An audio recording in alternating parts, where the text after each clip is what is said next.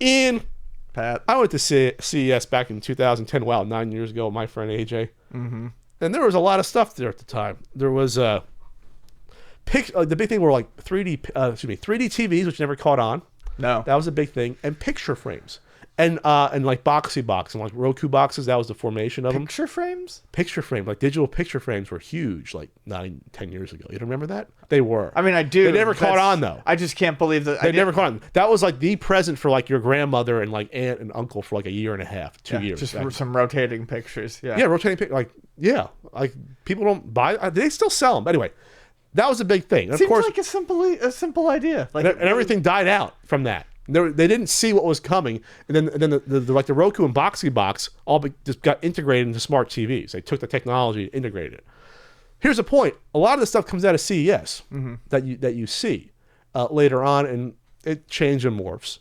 But Hyperkin was there, right? And they're announcing something that came up in a Kickstarter.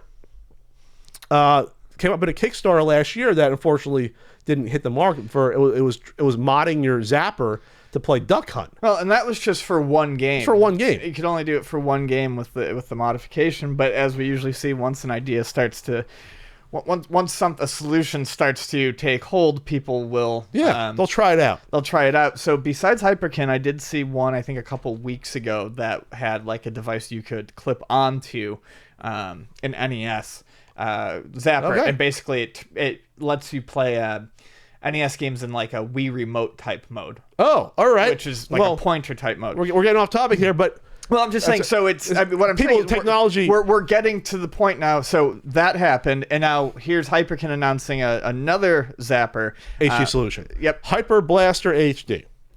It requires an original NES to function, which is interesting because there are people saying that they have said it will not work on Hyperkin's own clone units. Yes, which is kind of this is what they're touting, and I guess they had a mini press release before CES. When is CES this year? This is like a pre-CES announcement. CES 2019. So CES was usually also around the adult entertainment convention. So when I stayed at the hotel, we went downstairs. There was porn stars hanging out downstairs. It was fun. I didn't talk to any of them. It actually starts today, so we might get pictures of this even before after the podcast comes out. Interesting. So, okay, there is a market for this. Yeah, there is. There is.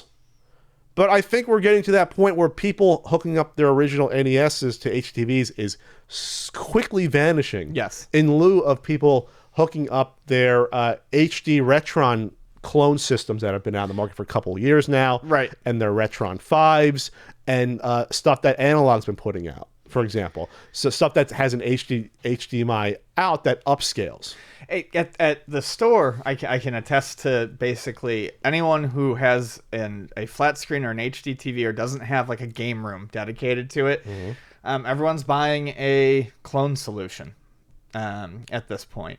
Regular NESs, when I sell them, they generally sell to people who are hooking them up to CRT TVs. Because they look like ass connected to an HDTV. We all played them on HDTVs when we needed to, but it's not ideal. So now that there's other options, very very rarely does someone insist on buying an actual NES and then going through whatever they need to do to play it on a flat screen TV. So by the time this comes out, if it's not working with their systems, if this doesn't work with an analog NT, mini NT, and again, all those clones are all like what, $40 for the HD clones? They're not that much money.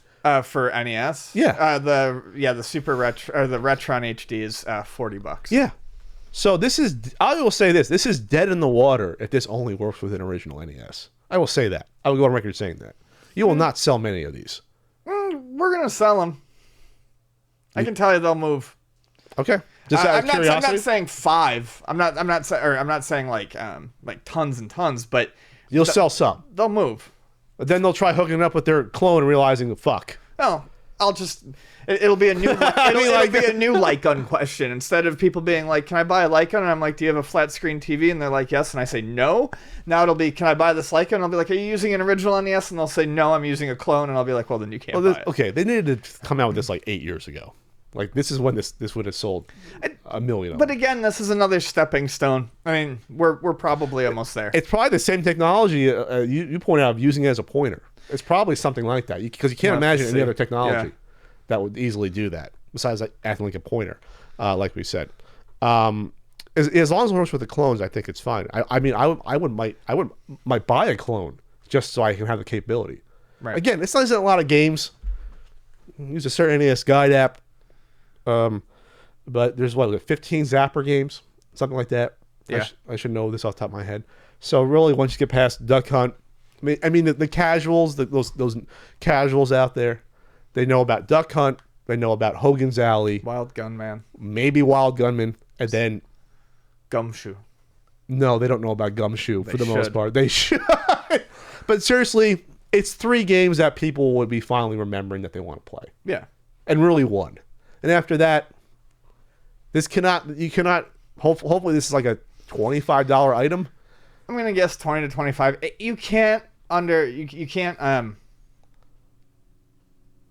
is it underestimate? Yeah, you can't underestimate the don't appeal. underestimate the desire for people to make impulse purchases like that when they're shopping. Well, yeah, it's gonna be $25. I'm not saying that they will.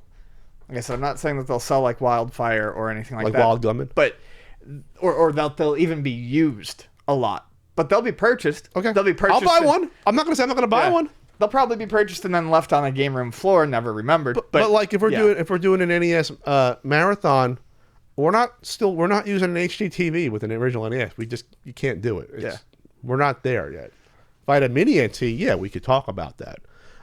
So if it works with the clones, I think everyone's going to be all in. They're also announcing a do-it-yourself Retron kit for Super Nintendo, where you basically build your own Raspberry Pi thing. I'm trying to understand this. I just see a picture of this. There's no picture of this. You get an SNES compatible cartridge slot, pre-soldered PSB featuring 2 controller ports and a Raspberry Pi to make your own little do-it-yourself Super Nintendo. That's kind of weird, but okay. Yep, that is weird. And then there's the Retron S64 console dock for Switch. They don't even really talk about what that is. I'm assuming it's an N64 shaped console dock. That's what I'm going with. For Switch. For Switch. So what does that mean? I don't know. You're going to hook... I just think it's shaped like it. I Anyway. wish this was we should have been at CES this year in Vegas. We could have been reporting on the floor like Pat used to. We could have done that. All right, so okay, we'll hopefully see this HD Lycan come out. That'll satisfy all our HD zapping needs. We'll never be sad again.